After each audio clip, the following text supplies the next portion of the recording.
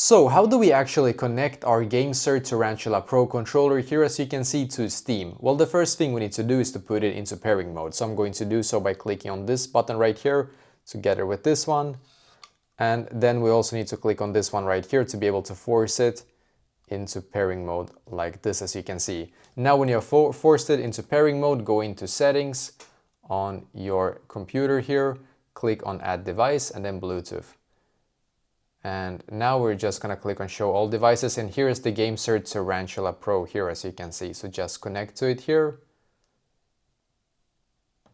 And perfect. Once it's connected, we're just gonna go into Steam here now. So go into Steam and then click on the logo in the top left corner, or yeah, as you can see, top left corner, the Steam logo. Click on settings now, and then click on controller. And then you need to also click on begin setup right here and set up this controller on your Steam. And then you will be able to use it here with your Steam without any problems.